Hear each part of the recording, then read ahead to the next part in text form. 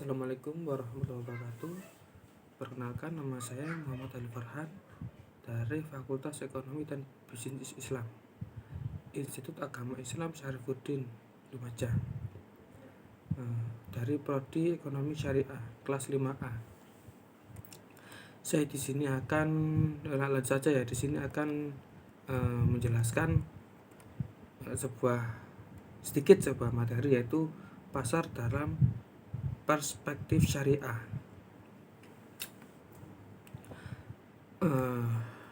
Yang pertama yaitu pengertian pasar. Pasar adalah tempat bertemunya antara penjual dan pembeli untuk melakukan transaksi barang atau jasa. Pasar merupakan sebuah mekanisme pertukaran barang dan jasa yang alamiah dan telah berlangsung sejak awal peradaban manusia. Kemudian ada pernyataan dari Al-Ghazali dalam kitab Ihya, menjelaskan tentang sebab timbulnya pasar, yaitu dapat saja petani hidup di mana alat-alat pertanian tidak tersedia. Sebaliknya, pandai besi dan tukang kayu hidup di mana lahan pertanian tidak ada. Secara alami mereka akan saling memenuhi kebutuhan masing-masing.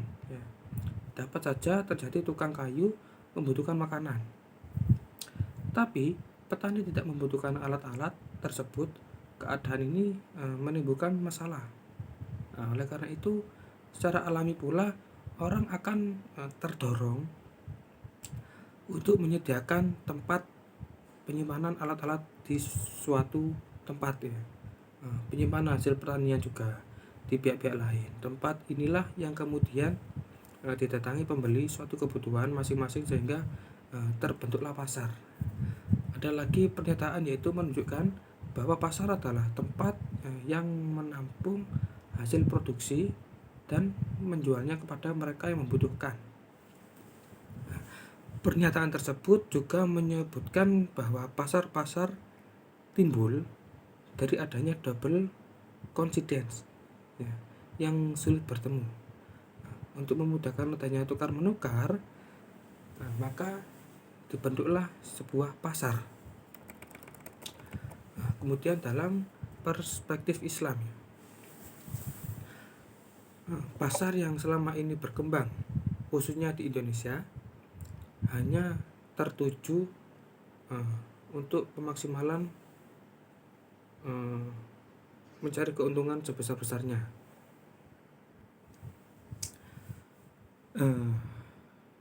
dan cenderung terfokus pada kepentingan sepihak. Sistem tersebut nampaknya kurang tepat dengan ekonomi syariah yang menekankan konsep manfaat yang luas. Pada kegiatan ekonomi tersebut, di dalamnya mekanisme pasar, dan pada setiap kegiatan ekonomi mengacu konsep dan menjunjung tinggi asas keadilan. Kemudian dalam hal mekanisme pasar, konsep Islam akan tercermin prinsip syariah dalam bentuk nilai-nilai yang umum. Dapat dibagi dalam dua perspektif, yaitu makro dan mikro.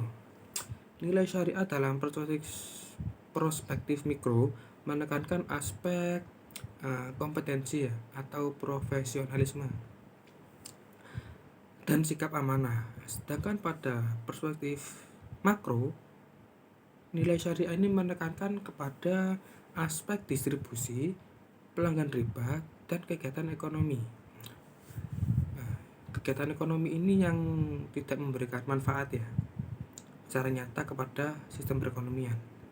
Oleh karena itu, dapat dilihat secara jelas manfaat sistem perekonomian Islam ini dalam pasar ditujukan tidak hanya kepada warga masyarakat lain. Masyarakat lain ini masyarakat Islam, melainkan kepada seluruh umat manusia. Kemudian ada fungsi pasar. Fungsi pasar di sini berbeda-beda. Yang pertama ada fungsi distribusi. Distribusi ini berfungsi untuk mendekatkan antara konsumen dengan produsen untuk melaksanakan transaksi. Kemudian ada pembentukan harga. Ya, pembentukan harga ini sangat penting. Fungsi ini sangat penting, yaitu sebagai untuk kesepakatan antara penjual dan pembeli, ya, untuk membentuk suatu harga produk atau jasa. Kemudian ada fungsi promosi. Ya, ini juga tidak kalah penting. Ya. Fungsi promosi ini dilakukan untuk menarik minat calon konsumen, ya, dengan cara dengan memasang spanduk, menyebarkan brosur, pamflet, ya, seperti itu. Kemudian ada bentuk pasar. Bentuk pasar ini ada pasar tradisional, ada pasar modern. Ya, pasar tradisional ini pembeli dilayani langsung oleh penjual, ya, sehingga memungkinkan masih menjadi tawar-menawar. Ya. Untuk pasar modern ini dilakukan secara mandiri, atau si konsumen itu mengambil barang sendiri, bisa dilayani dengan pramuniaga seperti kayak GM, kayak Indomaret itu termasuk pasar modern, Alfamart gitu ya. Kemudian ada pasar menurut fisiknya, ya. Ada pasar konkret atau real. Pasar ini dimana penjual bertemu langsung dengan barang yang diperjualbelikan, yaitu benar-benar ada. Yaitu seperti pasar tradisional, pasar modern itu pasar konkret, ya. Kemudian ada pasar abstrak. Nah, di sini penjual tidak bertemu secara langsung barang yang diperjualbelikan. Ya. Ciri-ciri ini transaksi berdasarkan rasa percaya penjual pembeli berada di tempat yang berbeda, ya, seperti all shop itu, ya, seperti Lazada, Shopee, itu termasuk dalam pasar abstrak. Kemudian ada banyak bentuk-bentuk pasar di sini.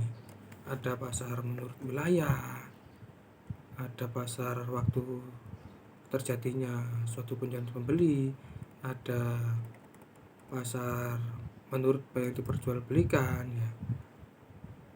Kemudian ada pasar bentuk atau organisasi, ada banyak sekali. Kemudian di sini ada lanjutnya, ada peranan pasar. Peranan pasar bagi produsen, ya. Yang pertama ada sebagai tempat untuk mempromosikan barang. Di sini untuk biar cepat laku dipromosikan itu, ya. Ada kemudian sebagai tempat menjual hasil produksi. Ada juga tempat untuk memperoleh bahan produksi. Kemudian ada lagi yang nomor 2 itu peran bagi konsumen, ya, memudahkan untuk menawarkan sumber daya yang dimiliki, itu barang-barang yang dimiliki dari produsen. Dan ada memudahkan untuk mendapatkan barang yang dibutuhkan oleh si konsumen tersebut. Kemudian ada peran bagi pemerintah yaitu sebagai penunjang kelancaran pembangunan, ya, seperti pajak itu, ya. Kemudian ada pendapatan negara, ya, kan ada kayak BUMN itu, ya, seperti itu. Kemudian ada mekanisme pasar dalam Islam. Di sini memandang bahwa berada dalam keseimbangan. Pasar dijamin kebebasannya dalam Islam. Pasar bebas menentukan cara-cara produksi dan tetap tidak boleh ada gangguan yang mengakibatkan rusaknya keseimbangan pasar. Akan tetapi pasar berjalan sendiri. Konsep istilah pasar dalam Islam ini dapat dirujuk pada hadis Rasulullah SAW sebagai disampaikan oleh Anas radhiyallahu anhu sehubungan dengan adanya kenaikan harga barang di kota Madinah. Dari hadis ini melihat dengan jelas bahwa Islam jauh lebih dahulu, ya, mengajarkan konsep mekanisme pasar daripada Adam Smith. Ya, Anda tahu jaringan Adam Smith ya. Kemudian ada harga dan persaingan sempurna pada pasar Islam. Ya, di sini ada banyak sekali. Ada dari Abu Yusuf, kemudian ada Al-Ghazali, kemudian ada dari pemikiran dari Ibnu Taimiyah, ya. Ada juga dari Ibnu Khaldun, ya. Terus kemudian ada prinsip dasar pasar dalam Islam. Ya. Di sini penting pasar sebagai wadah aktivitas tempat jual beli. Tidak hanya dilihat dari fungsinya, namun aturan norma dan yang terkait dengan pasar dengan fungsi juga. Di atas ada penjelasan yang sudah saya jelaskan tadi.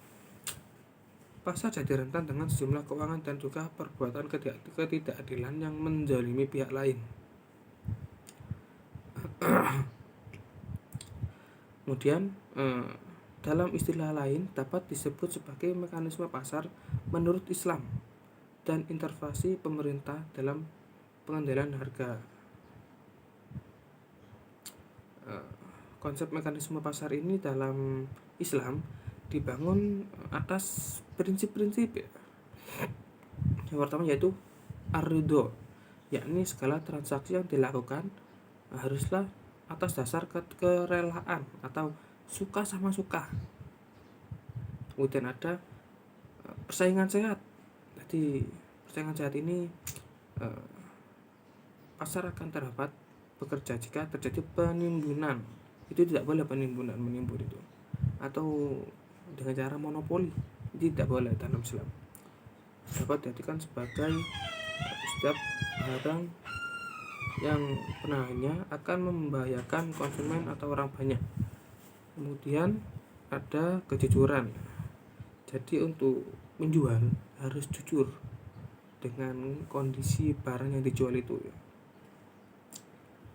Terima kasih, sekian dari saya. Assalamualaikum warahmatullahi wabarakatuh.